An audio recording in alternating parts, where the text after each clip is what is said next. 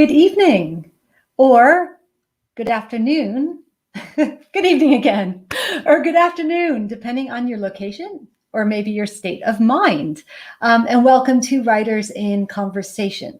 I'm Carole Burns, Head of Creative Writing at the University of Southampton, and I'm thrilled tonight to be talking to Margot Livesey about her latest novel, The Boy in the Field, and many other writerly topics and ideas. As many of you know, excuse me, Margot has been the recipient of a Guggenheim, a National Endowment of Arts grant. Her 9 novels and counting, I hope, I'm sure, have been reviewed widely in the US and the UK. I've chosen a snippet from one of her reviews, mainly because I think it really encapsulates a quality of Margot's work that I really admire, and also because it's from the Oprah magazine. And it says, Margot Livesey is a literary pointillist whose prose is both impressionistic and as precise as a geometry equation. Tiny piece by tiny piece, Livesey builds an intimate universe that expands and expands until it grows large enough almost to keep everything else at bay. Margot's first book was a collection of stories, Learning by Heart, which was published in 1986. And she's also published a beautiful collection of essays about writing called The Hidden Machinery. She was raised in Scotland, has a BA in English and philosophy from the University of York, and then she got transported to the USA, where she now lives. Margot is a longtime teacher of writing as well. She's currently a professor at the famous Iowa Writers Workshop. And I first met her myself when she was a visiting writer at the Vermont Studio Center. And she gave me advice then on a story I'd been working on. I think anyone who has been taught by her has found her wise and thoughtful and so generous with her time. And I am among the countless fans of people who have appreciated her feedback and her constant support. So Margot, it's just wonderful to be able to talk to you tonight. Thank you so much, Carole, for that eloquent introduction and for inviting me to Southampton. I'm honored to be here, and I only wish I could be here in person. I hope that day will come before too much longer. I've already planned about 15 visits to the British Isles, so I thought I'd begin by reading the opening pages of my novel, The Boy in the Field, which I think almost immediately gives you a sense of the trajectory of the novel. The Field. Here is what happened one Monday in the month of September in the last year of the last century. Matthew, Zoe, and Duncan Lang were on their way home from school. Usually they took the bus from the larger town where they attended secondary school to the smaller town where they lived. But that morning their father had said he had an errand to run and would collect them. So they waited beside the school gates and watched the bus depart. After 15 minutes with no sign of the familiar car, they began to walk along the road that led to their town. They each wore a version of the school uniform, a white shirt, black trousers, and a black pullover. Expecting their father to appear at any moment, they walked fast, making it a game to see how far they could get before he pulled up beside them. They left the last houses behind. Hawthorn hedges and an occasional ash tree hid the fields that bordered the road. Through one gate, they saw a herd of cows, through another, rows of barley. The afternoon was warm and still. Only a few leaves fringed with brown hinted at autumn. Chloe was the one who spotted something through the hedge. She had a gift for finding things, birds' nests, their mother's calculator, a missing book, a secret. "What's that?" she demanded, stooping to peer through the tangled branches. The flash of red could have been poppies bordering the field, but the poppies had already lost their petals.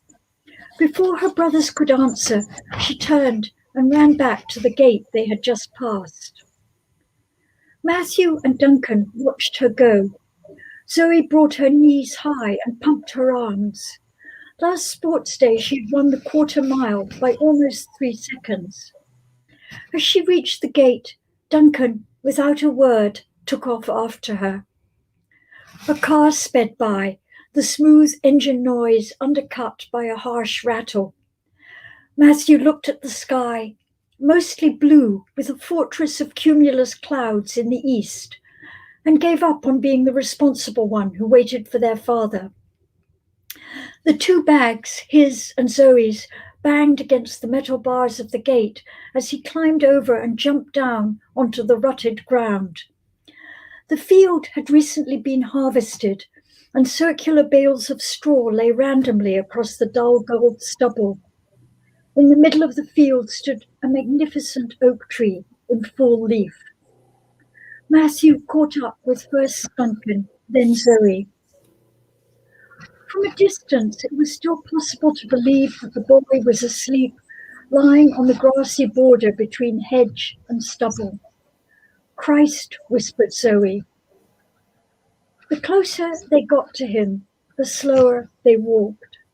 None of them spoke. Glinting bluebottles and smaller flies circled the boy. His skin was pale, his hair very dark. He wore a deep blue shirt, a colour Duncan would later call cobalt, black shorts, and what appeared to be long red socks. At the local private school, the younger boys wore bright red knee socks, and for the briefest instant Zoe thought, oh, he's in uniform. A few steps closer, and she grasped the nature of the red.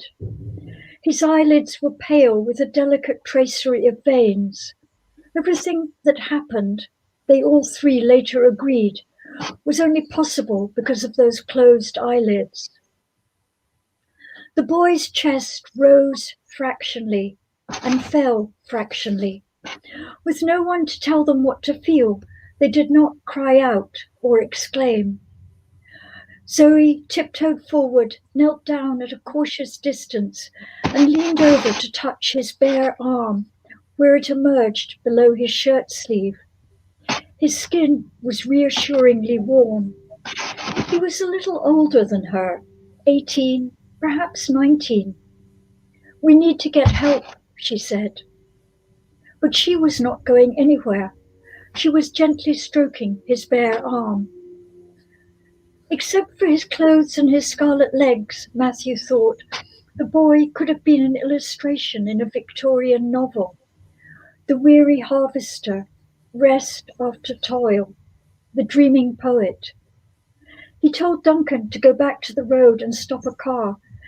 Tell the driver someone's hurt, he said. He needs an ambulance.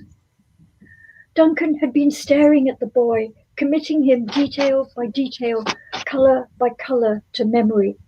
Now, reluctantly, he acknowledged the inevitability of being the youngest. He ran back along the edge of the field, scrambled over the gate again, and stood by the side of the road.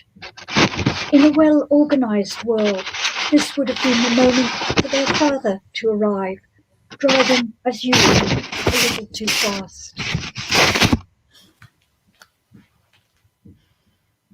That was wonderful, Margot. That was wonderful. The quote that the review that I quoted, that little bit, the point to listen, and your writing being impressionistic and yet precise at the same time, that passage you just read so perfectly illustrates what the reviewer meant. Thank you so much for reading that.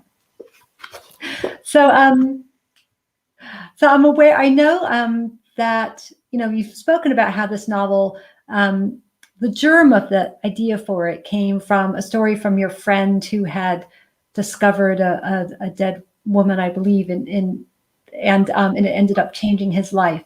Can you talk a little bit about how long that took and how that story was transformed into this novel about the discovery of the boy in the field? Thank you, Carole. You always ask the best questions. One of the nice things that sometimes happens when one publishes a book is that people from one's past reappear. And in 2012, I published a novel called The Flight of Gemma Hardy.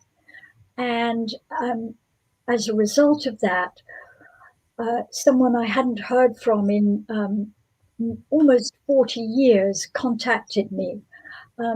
He had attended the same school as I did in Crieff in Scotland. And I had lunch with him and his wife in New York, and of course asked the inevitable question, what are you doing here? And his answer involved telling me how he had come home from school one afternoon to this village where no one ever locked their doors, and finding the body of this young woman at the bottom of his garden. And he had planned to study medicine at university and realized within 2 seconds of seeing the woman that there was no question of him studying medicine. And then he described, his struggles at university to find another course of study, and how he had eventually found his way to a completely different career. And it just really interested me how it seemed like he was going along like his siblings, like his friends, heading to the University of Edinburgh, heading to a life as a doctor of some kind. And suddenly his life just jumped the tracks and went in a very different direction. And because I'm someone to whom that also happened in certain ways, as far as I know, no one I grew up with lives outside of the British Isles, or besides this man, or works outside of them. I think I'm very interested in that question, why people sometimes make a big swerve.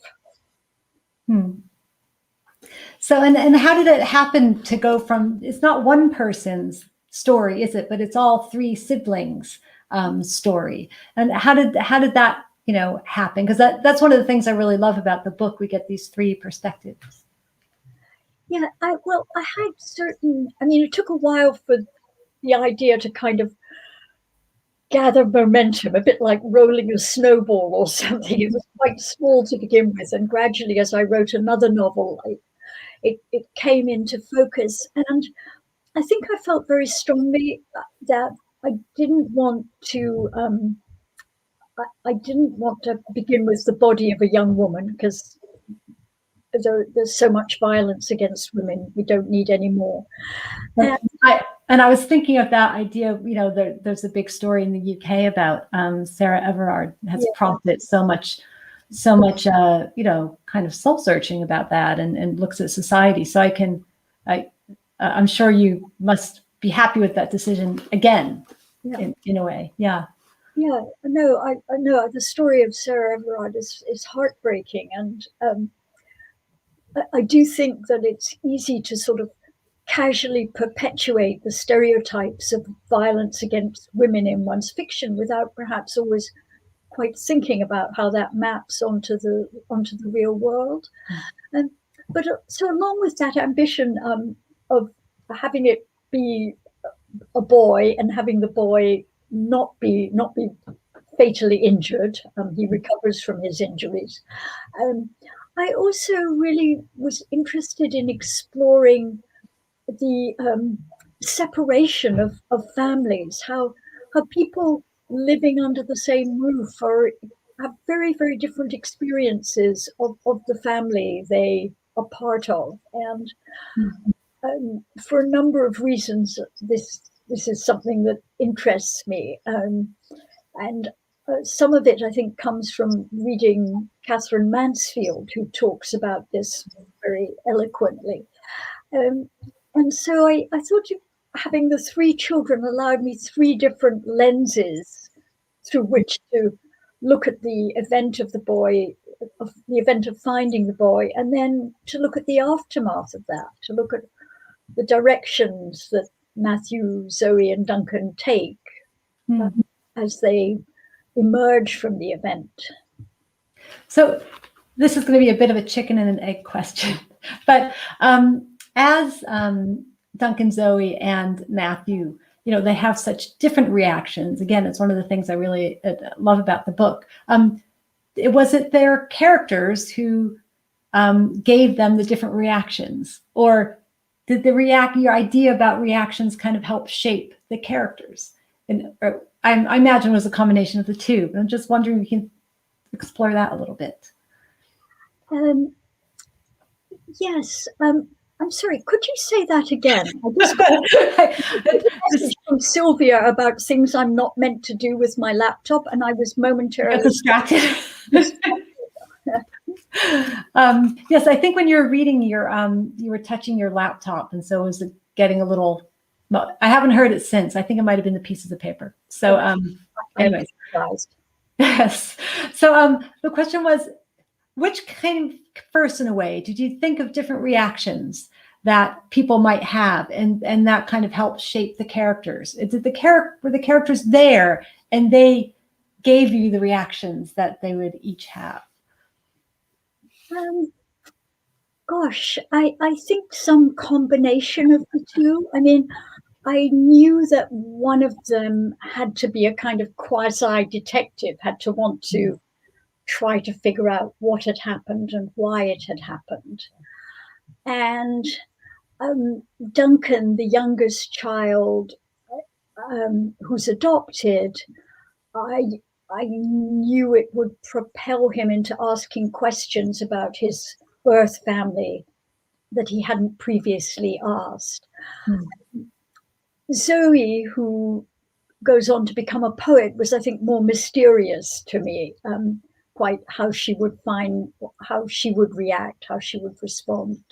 Yeah. And I'm really interested in her reaction. I mean, she's on the cusp of womanhood, of sexuality, and this kind of almost pushes her into that. At the same time, she makes a discovery about her parents that's not dissimilar. And I'm being coy here to avoid a spoiler, but I'm wondering about. I've lost my question here. Where'd it go? It's a kind of parallel, right? And it's something that you're so good at with your writing, like these things will kind of reflect back on each other. Well, I think one of the things that Zoe passionately wants is to be seen not as a sister and not as a daughter, to be seen as herself, whatever that means. And in that spirit, she goes looking for someone who will see her. And I'm thinking of Sartre's theory of the gaze and how, the gaze is so important in our connection with other people, being seen and seeing. Yeah, something like that.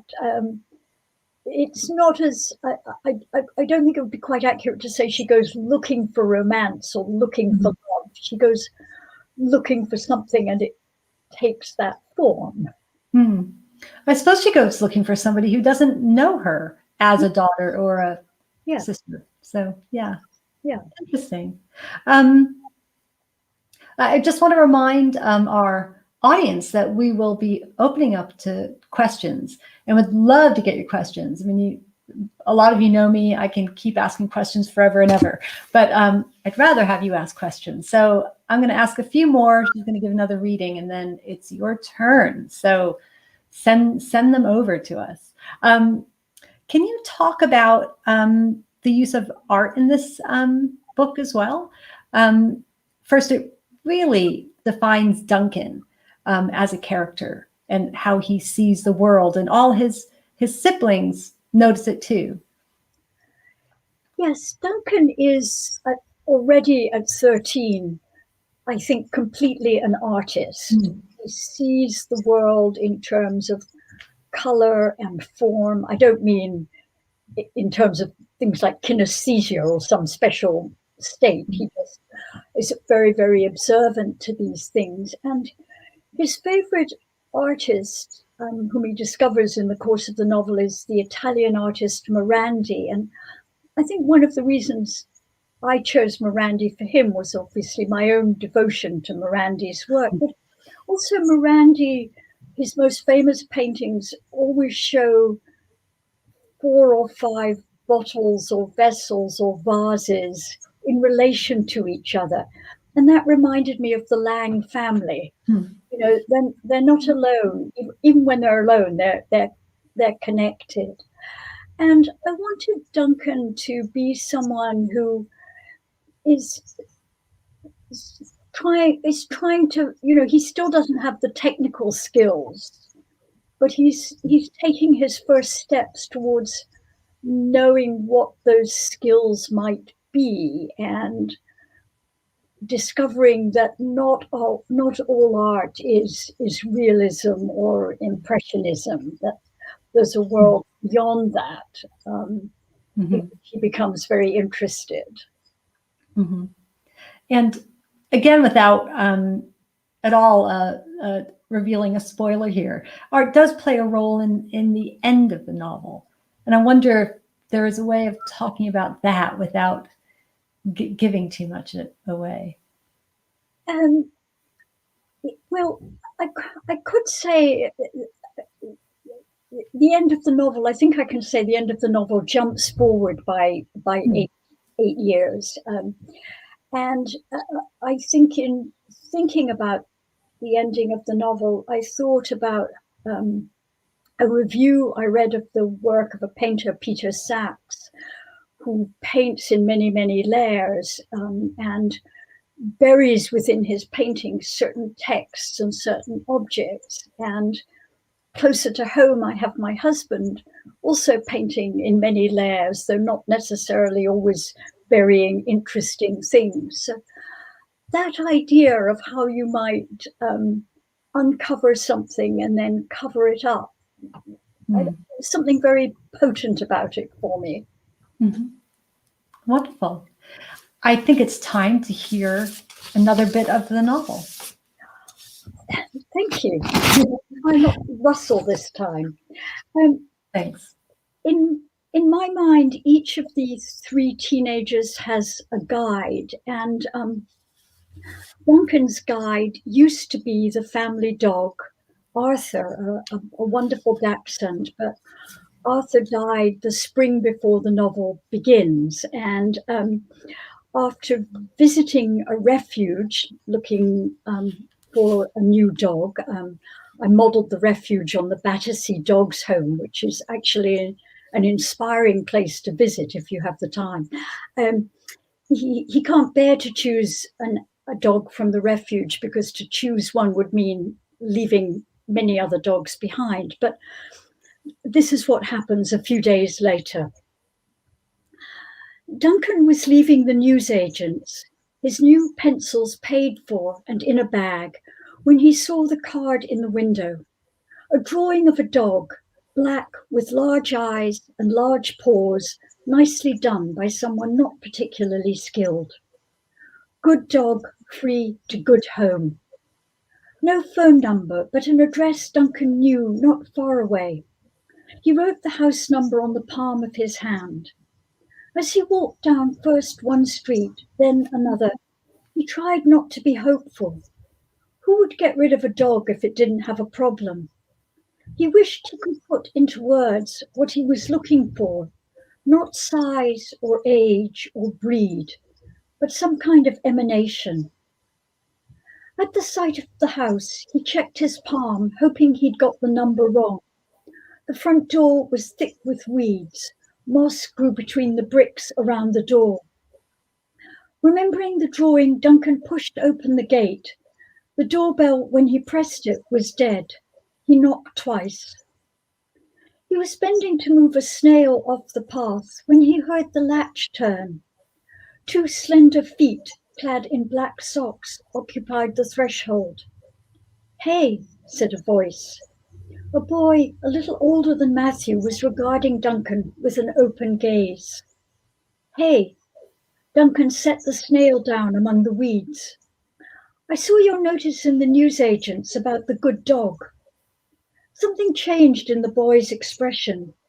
Had the dog already gone?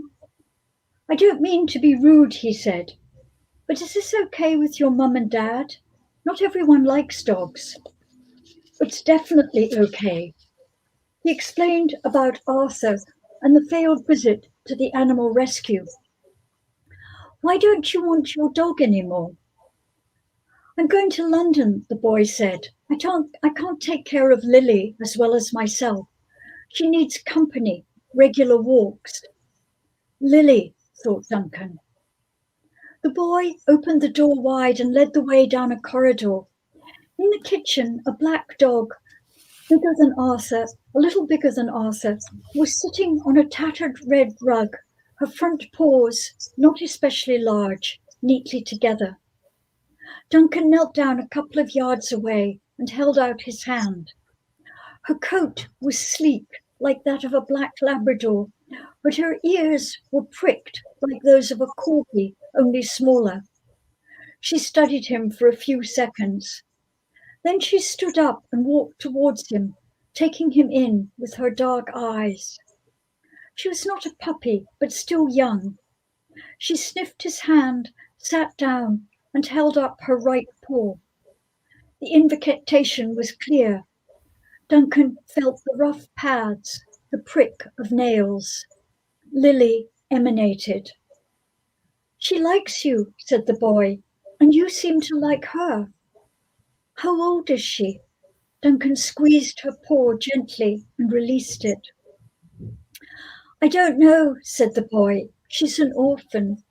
One night last Christmas, I came home and she was curled up on the doorstep, shivering. She was so small she'd squeezed under the garden gate. I brought her in and fed her, and in the morning I went up and down the street asking if anyone had lost a puppy. I put up notices. No one responded, so I decided she'd claimed me. Now she's claiming you. That's lovely. Thank you. We have a few questions, I am pleased to say. So I'm going to first choose the one from Jack, which seems relevant as this section you just read is from Duncan's point of view. Jack is a third-year student with us, and he's asking, did you ever find the different perspectives you write from ever merging or unintentionally blending? And if you did, how did you sustain each distinct perspective?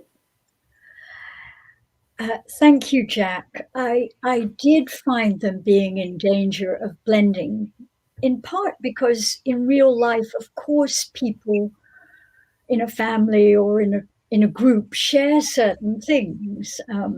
They all say crikey, they all like baked beans, whatever. But in fiction, it's really helpful to tag people, as it were, to delineate them. And so I would notice that I'd given, say, Matthew and Zoe, they both like swallows and Amazons, say. And I would think, no, I'll change that. Only one of them will like it. So in revision, I was constantly trying to make them more unique, more independent of each other, and also to make their vocabulary more independent of each other. So, only one person was allowed to say actually, and only one person was allowed to say bound and determined. So for me, there were quite a lot of tricks, you might almost call them, in delineating the perspectives and sharpening them. And I thought a little bit about stage productions of, I don't know, something like King Lear, where Goneril and Regan are usually dressed in sharply contrasting costumes, or Midsummer Night's Dream, Hermia and Helena, whom I can never tell apart, actually, are helpfully dressed in different costumes. So I sometimes thought of myself as a bit like a wardrobe person, grooming my characters. Yeah, well, It makes sense. I mean, with Duncan, when I think of him, I just think of how he notices things. The eye of the artist really comes through in his point of view. And Zoe seems a little spikier than the rest. Yeah. Yeah. Another question. The first question we had was from Angie, a second-year student of ours, and she's wondering if there was a challenge you encountered whilst writing The Boy in the Field. I'm sure there were many. Angie, I wish I could say the novel just flew onto the page and the whole thing was effortless. But sadly, that was not the case. I think one of the challenges was I didn't alternate between the three characters in a purposeful way. I just wrote whatever the novel demanded next. But when I reached the end of the novel, I did want their three stories to have more or less equal weight. And so it took a little rebalancing to figure that out. And it also, I wanted Matthew, the oldest, as I mentioned before, to function as a kind of detective. There is also a real detective, I'm glad to say, who is trying to solve the crime. But thinking, actually, what would that mean if you're 17, living in a small town in Oxfordshire? How would you go about trying to solve a crime? And as I'm not that kind of person, that did take quite a bit of thought. Did you also use Matthew's detective's, quality as a way of creating a certain kind of suspense in the story, kind of like almost traditional detective story suspense to pull the reader through? Yeah, no, I did want the novel to have some of the aspects of a traditional whodunit or thriller, where you do really want to know what happened, and you have some expectation that you might find that out as a reader. Mm-hmm. And another challenge I know we've spoken about before, but it'd be interesting to hear about, is that you wanted this to be a shorter novel than usual. I did. I'm a huge fan of Penelope Fitzgerald's or short novels, and also James Baldwin's Giovanni's Room, for instance, and Alice Thomas Ellis, a number of wonderful writers who write, to my mind, really interesting short novels. And I think there's something about the form that's really inviting, and the idea that you can leave things out and encourage the reader to fill them in, that you can make certain jumps. You don't have to describe buying the bus ticket, you just get on the bus. Yes. Okay, from Laura, who's one of our first-year students. You've mentioned ways you've taken inspiration from real life. Do you have any tips on how to find inspiration and how to incorporate aspects of real life into fiction? What a good question, Laura. I mean, like most people, like most fiction writers, I really struggle not to steal too much from my family and friends, because I would actually like to retain them and not to have them all be furious. But of course, sometimes I see something absolutely irresistible. I mean, I feel like a kleptomaniac. I almost cannot contain myself. Some detail is so good. So I'm often trying to do something like those books for small children, where you have the head of an alligator and then the body of a giraffe and the tail of a zebra or something, to graft a detail that I just think is unbelievably wonderful onto something, to use it in such a way that hopefully no one will notice what I'm doing. But I do find that fiction is very narrow compared to life. And just sitting in, I mean, this is a little implausible at the moment, but perhaps it won't be soon, but just sitting in a cafe trying to describe people at neighboring tables, I'm struck by how various and different they are compared to my characters when they first begin to stumble onto the page. That, characters we often narrow our descriptions down to just a few details that we keep coming back to. And looking at the world around us is a really useful reminder of how complex character and situation can be. Interesting. From Amber, what kind of research do you do before beginning a new story? Where do you look for the research? And how long do you spend researching? Thank you, Amber. I began this novel doing zero research. And once it was underway and felt somewhat sturdy and like it really might be a novel, I began to take the research quite seriously and spent quite a bit of time in Oxford and also staying with friends who live in a village outside Oxford, just looking at the countryside and the landscape. I also interviewed quite a number of teenagers. I mean, they didn't always know they were interviews exactly, but they knew they were helping me, and that was really rewarding and wonderfully interesting. And I spent quite a lot of time just thinking about the work of Morandi and how to see the world as an artist, and reading essays by artists in which they talked about their youth, as it were, their early training. When you were talking to the teenagers, covertly interviewing the teenagers, was there anything that surprised you, or was there anything that is there a little detail that you wouldn't have had without talking to those kids? I think one thing that surprised me, maybe not surprise is maybe not the right word, but one thing that I was powerfully reminded of was how teenagers are really interested in the moral life, in the ethical life, and in sort of philosophical conundrums of various kinds.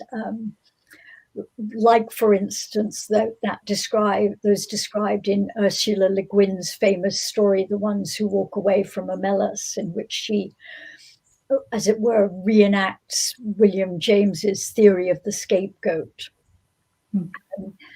So that was really interesting. I was really struck by, actually, and this had more to do, I think, with the period, but with their political awareness.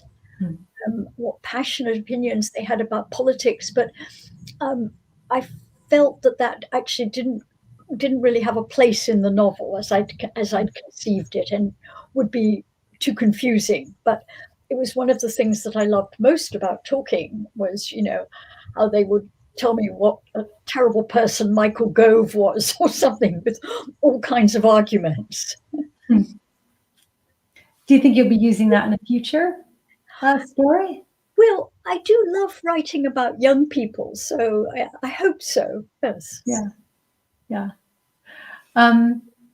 Let's see. We have a question now, in case any of you are wondering why we're not using surnames, is we're not allowed. So Louis, I've already told Margot that you'd be here. And so Louis has a question. And that is, did you know ahead of time how the novel would end? Or did you discover this in the writing? Louis, it's so nice to hear from you. Thank you for showing up today. I hope the three of us can have a reunion soon. I did have a destination, but I had many, many wrong turnings on the way to that destination. And when I reached the destination, which I'm trying not to give away, some of the things that I thought about how I would reveal it just didn't work. So, I mean, I think writers are divided into two embittered or embattled schools. Those who say, no, you should always be writing to discover, and if you know the end, your writing will become formulaic and planned. And on the other hand, those who say, no, you should know your destination. And I, having written a couple of really terrible destinationless novels in my 20s, I really aspire to have a destination, but I don't exactly plan how I'm going to get there. I keep trying to discover, and sometimes the destination changes. I get there and I think, oh, this was an incredibly bad idea. Let me change this. Fabulous. From Tom, your characters read with such intimacy. To what degree do you write from within yourself? And to what degree do you write from outside of yourself? Well, I do think one of the tricks to writing more resonant characters, more moving characters, is to try to find some common ground with a character, however implausible that may be. In a novel called The Missing World, I had a character who was just behaving so badly that at a certain point I almost didn't want to write about him. He just felt so foreign to me and to most of the people I knew. So I decided to make him a beekeeper, because beekeeping was something I was very interested in. I still am interested in it. And also something that I thought was sympathetic. So I try, when I'm writing characters, to find that beekeeping moment, if you will. It's the thing that I can really empathize with, even if a character is different from me in almost every regard. And at the same time, I'm really not interested in writing autobiographies. So I'm always trying to make sure a character is really different from me, even if they might have superficial similarities. Yeah, I love The Missing World. It's one of my favorite books of yours. So yeah, and that character is very evil. I've always thought that he's like kind of the like could stand in for evil, how he acts so very badly. So yeah, interesting. You thought of something that you could relate to with him. Yeah. Can you you alluded to your own big turn when you your life-changing moment when you went to the States. Can you talk a little bit about how you came to be a writer? When you studied English and philosophy at York, did you want to be a writer then? I can't exactly remember. There were people at university who were rumored to be writers, but they were all poets, which seemed a completely different sort of enterprise, an enviable enterprise, just very different. But what turned me into a writer was I think, chance in some ways. I went traveling with my boyfriend at the time for a year after university, and he was writing a book. And watching someone write a book is just unbelievably tedious. So at a certain point, after maybe 3 weeks of travel and of watching him and his book, I thought, I'm going to write a book too. And because I didn't have any obvious subject matter, I couldn't do research into the Crusades or Marie Curie, I decided I would write a novel, which, as I'd read, by that time, an awful lot of novels, I thought, oh, this will be no problem. I'll be influenced by the wonderful books I've read, and I'll write a wonderful book. And I did write a novel, in the sense that there were made up people doing made up things for about 400 pages, but it was just unbelievably boring. And that was probably rereading it and hardly being able to stand to turn the pages was probably the thing that made me want to be a writer, because I thought, how can I have completely failed to realize how difficult it is to write a novel, and that I know nothing about it. And but your first book were stories. Yes. And that, am I right in thinking that's your only book of stories? How did you end up writing stories first, and why do you think you have become so, attracted to writing novels instead? I think I turned to stories because making mistakes over 400 pages felt really painful and expensive, as it were, in terms of time. I was working as a waitress, and I was working lunch and dinner shifts. So, I would have a little time in the morning, and then I would have time in the afternoon to write. And somehow writing a short story, that seemed more optimistic. I could sort of imagine myself getting to the end of it. And then, of course, once I started writing short stories, I realized, oh, now I have a whole new set of things to learn and to try to get better at. And I do still write stories, just more occasionally and more secretly. And Secretly, why is that? Yeah, why is it that it's secret? I don't know. I suppose because I'm often not satisfied with them. Hmm. But they allow me to rehearse or to try certain things that I'm really interested in trying. So why do you think you are more attuned with the way a novel is? Do you think it's the structure? Do you think it's the fullness of it? What do you suppose attracts you to them? I think, I mean, I swore after my terrible, terrible, terrible novel that I would never write another novel. And what drove me back to it was trying to write a short story, which I thought was a really good idea, but I just couldn't make it work. And that eventually I realized that was because the psychological arc was too great for a short story. And I think at the moment, I mean, I'm just endlessly interested in novels of all kinds, and yes, I'm very fascinated by how this complicated machinery can be made better.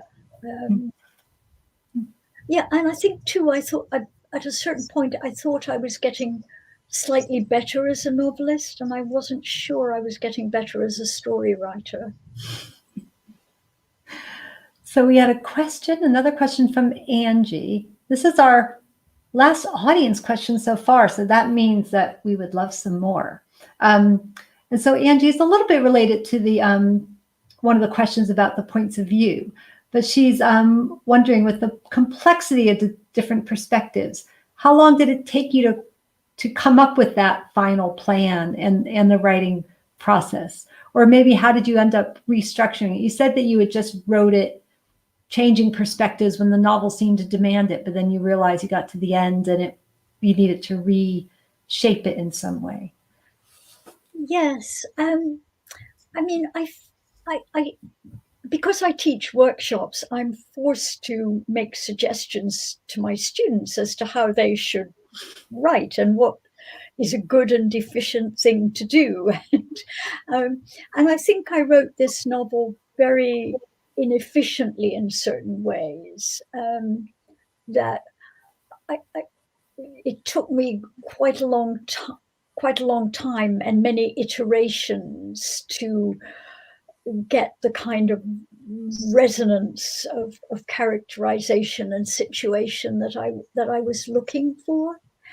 And to think about how things could move in different ways, that some sections would be more event event-filled, more about action, and some would be more about psychology or some inner movement. Trying to balance those was complicated.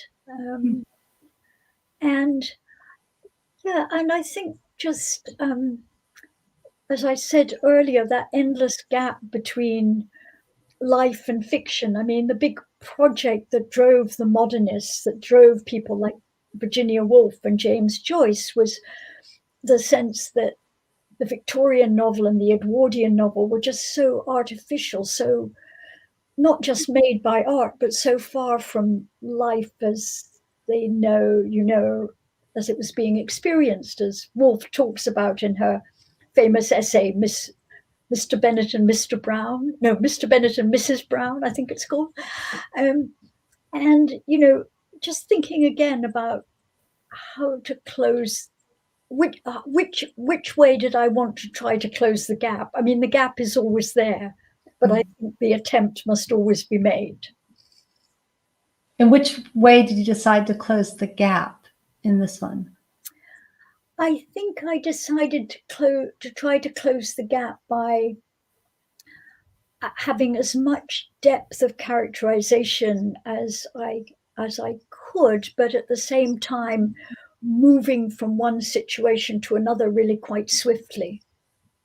Mm-hmm. One of the things I noticed when you read aloud the opening is how closely you follow the consciousness of the different characters, and it's something I always admire in work, and something I aspire to do. But you follow it so closely, and I suppose that makes it more immediate. It bridges the gap a little bit as well. No, I would say very much, and in fact, it's exactly what I would say about your writing. That one of the reasons that makes reading your work a pleasure is the way you spiral down into your characters and sort of go from the more superficial aspects to much deeper regions of the psyche. Well, let's hope so. So I will say Rebecca Smith's name aloud. She's our my beloved, and I could not live without fellow creative writing lecturer. So Rebecca says hello and thank you. And okay, so here's a big question for almost anyone who writes. So many of us teach, is how do you manage to balance teaching and writing? I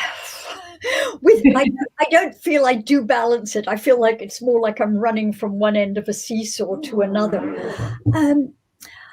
Well, I teach in a graduate program where most of my students are teaching. So I would feel it was somewhat shameful if I could not keep my own writing going. I mean, I'm saying to them, give me a story, give me a chapter. So if I can't do the same, then I would just feel too fraudulent to keep going. I mean, the way I do it is I try to keep the morning hours for my own work. And that may mean from 8 o'clock to 10 o'clock, or it may mean a little longer, from 8 till noon. And then to give myself over to teaching. Having spent nearly a decade waitressing, I feel really fortunate to teach. I feel lucky to talk about Chekhov rather than asking people how they want their steaks done. But it is a danger to have your brain colonized by the wonderful work of your students. And I do sometimes have to struggle with that. I realize I'm sitting trying to write a scene and I think, oh, actually, I'm thinking about Tamika's character rather than my own. And so, yeah, I mean, how do you and Rebecca, how do you and Carole manage? I mean, I imagine you have the same struggles. Yeah, I sometimes think the problem is that you're using the same muscles of the brain as well. I remember at a residency meeting a visual artist who was an accountant, That seemed like a really good idea to me, to have something that used a different part of the brain. Another question I wanted to ask you, often I'm surprised we haven't gotten the what advice would you give to wannabe writers, because there's a lot of them in the audience. I wanted to flip that around a little bit, because you've been a writing teacher for so long now, and at so many different levels, from Vermont Studio Center, where there might be people who are, maybe at the beginning of their MFA program or something, to Iowa, to lots of different places. And I guess I'm wondering, is there a common quality that the writers who end up getting published have? And I don't mean in terms of, they are good at characterization. Whatever it is that you think is might be a common trait that students could, people could then remember. Yeah. I do think that determination, persistence, stubbornness, willingness to listen to how your readers see your work. I think those are very, very important characteristics. And yeah, I mean, writers, in my experience, there are all kinds of different paths to publication. Some people, it is a lot more like gambling than we would like. There's a lot of luck in the artistic life. Some people have a really good idea early on for a story or a novel, and they follow it through, and it finds a home, and that paves the way for them. And other people, it takes much more trial and error to find that thing that will unlock the road to publication, as it were. Yeah. An editor friend said, the first step to being published is having something publishable. And I do think that I, and virtually every writer I know, sends out their work too early. And at this point, it's maybe not so terrible when I do it, because my ruthless agent turns around and says, "What are you thinking, Margot? This needs one more pass through the typewriter." She, and then is willing to look at it again. But for young writers, that early sending out can be quite damaging, because you're using up your readers, and you're maybe getting rather harsh criticisms that are not helping you at the same time. Yeah, I like the combination of two completely contrasting traits. One is stubbornness, and the other is an openness to understanding what might be wrong, right? Yeah. How people are seeing it. And I think that's really a good, two contrasting but important qualities. Yeah.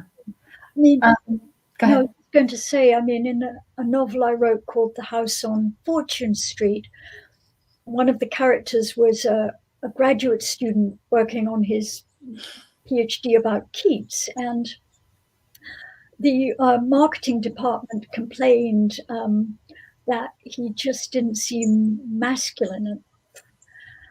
And when I said, "What do you mean not masculine enough?" they said, "Well, he doesn't drive, he cooks, and he reads poetry." And I said, "He's writing his dissertations on Keats, so the poetry is unnegotiable. But, I made him stop cooking and start driving, because those, for me, fairly small plot details that I was prepared to give up. I didn't mind ordering takeaways." I have a poet friend who is constantly asked. He's a man who constantly asks, "Are you one of those male poets who doesn't drive, and he actually does have a driver's license, and it is really surprising that he does. So we would have the opposite reaction in our. What do you mean he drives? Another question from Jack. In your workshops, what are the most common errors or mistakes that aspiring writers make, and how do you advise them to avoid those errors? I think fiction is notoriously discussed in terms of character and event. Workshops are devoted to those concepts, if you will. And sometimes I feel that distracts the author from realizing that what they really need to do is write better sentences. Something may seem, everybody in the workshop is saying, oh, this would never happen. Veronica would never do this. But actually, the real problem is the prose in which the event is being narrated. Veronica can be made to do this. So I think that's a sort of common confusion. And I would say perhaps another thing that comes up a lot is balancing or making better use of minor characters and major characters. What is the job of a minor character in a story or a novel, and how can they do that job better? So I think of characterization as a kind of social thing, like Shakespeare's hierarchy, if you will. And I think minor characters are often not doing as much as they can to help the project along. Can you give me an example from one of your books? Yeah, of course, sometimes they steal the scene. That's the other problem. A minor character just comes in and just thinking about that. Well, I would say in the novel Mercury, which I wrote before The Boy in the Field, I have a character who's blind, a man named Jack. And I did a great deal of research into blindness, and I became very absorbed in that. And I do think at a certain point I had to really think, wait a minute, the novel is not actually going to be about Jack. He has to step, he's taking up too much life on the page.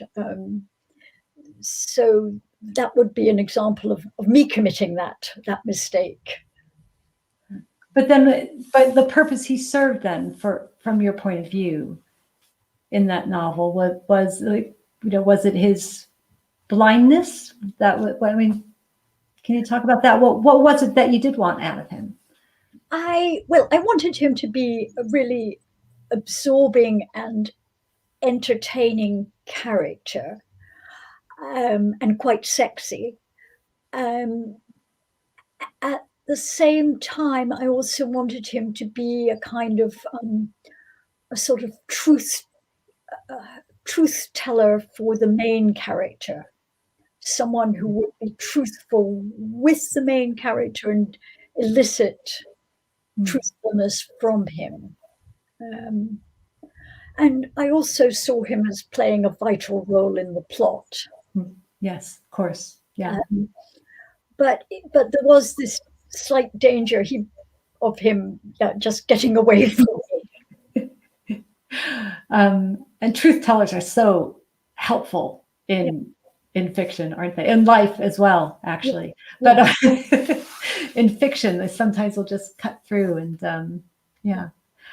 Okay, so another question from Rebecca. So our second year students are taking a module right now called Brief Encounters, which is about the short story. And they're looking at imagery this week. So what are your favorite short stories in terms of imagery? Oh, I should have prepared for this question.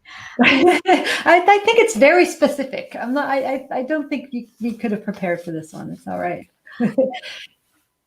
some stories that I've really liked recently, and I'm going to just mangle either authors or titles of both. Charlie Yu had YU had a story in the New Yorker called, I believe, The Fable. And it's a kind of story of a marriage told as a fairy tale. And I really loved the way he was able to use that structure of telling the story over and over again really inventively. I love the imagery in Dennis Johnson's The Largesse of the Sea Maiden. And I'm going to blank on her name. Just 1 second. Excellent. And we would have time for another couple of questions if people want to send one in. I found many wonderful wonderful imagery in Things We Lost in the Fire by Mariana Enriquez. She's an Argentinian writer. So, I mean, obviously I'm reading, well, not obviously, but sadly I'm reading it in translation, but I really liked her imagery a great deal.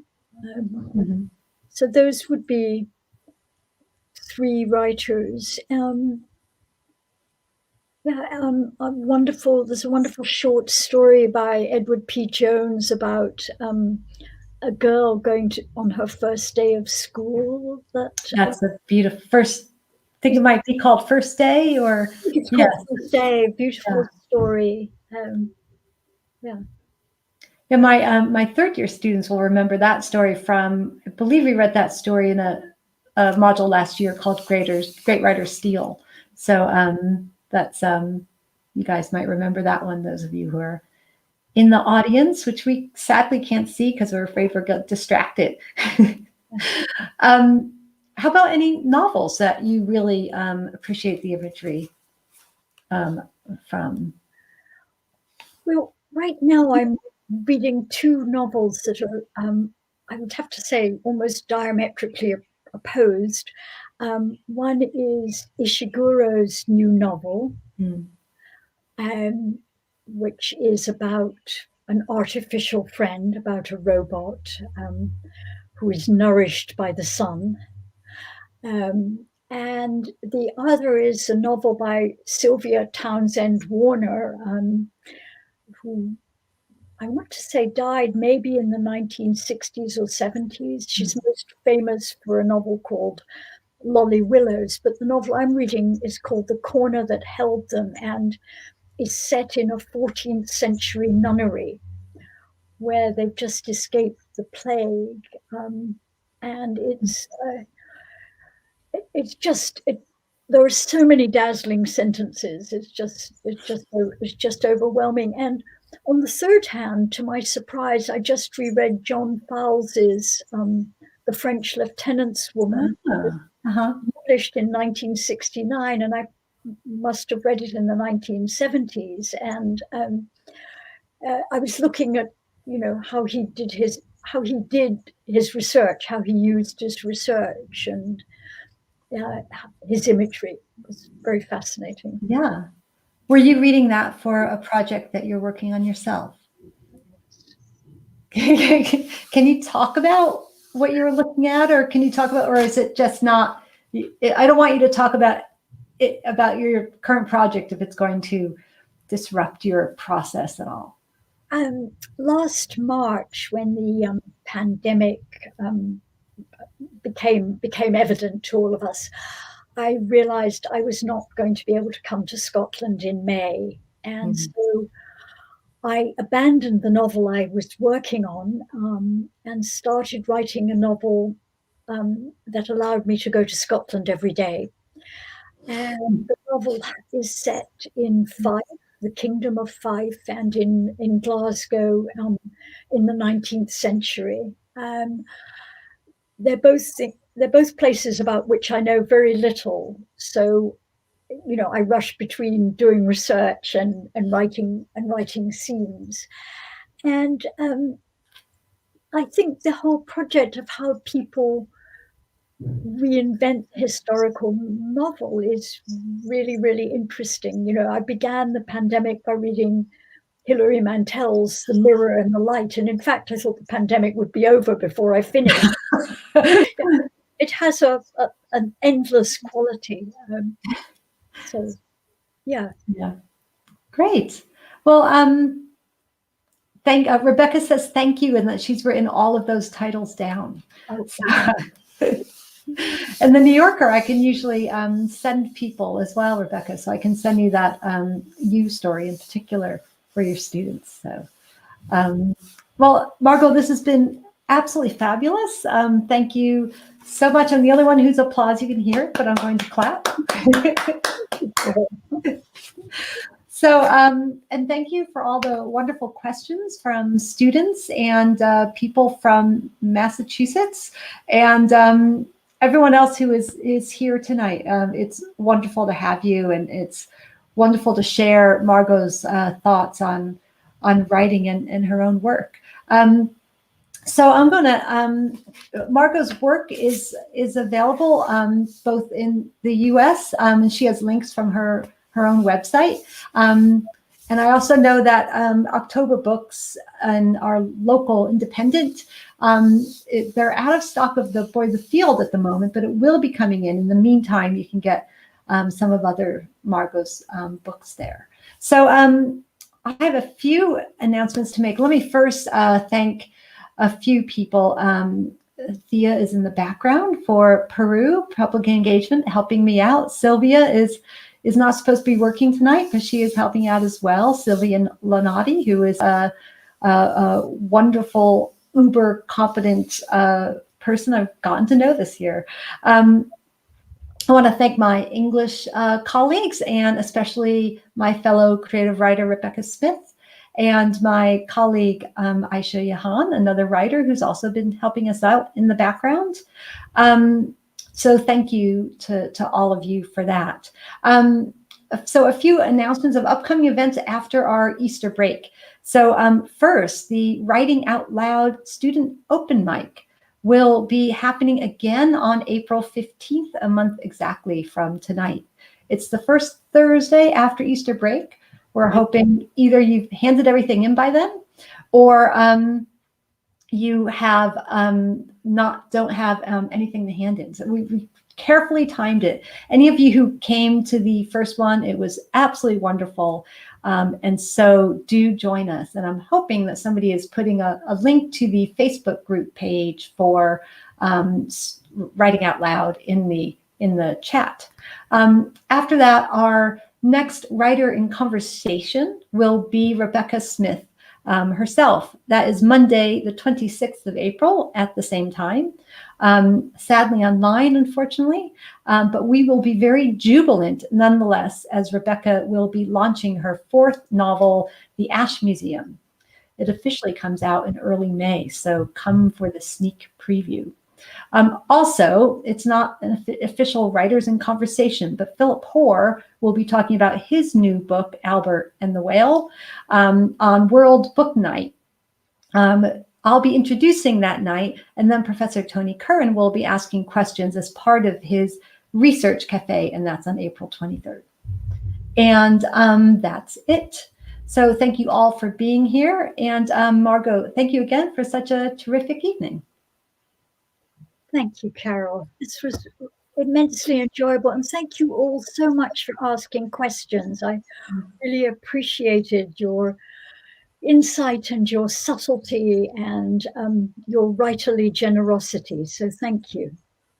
Great. And thank you again, Margot. It was absolutely terrific.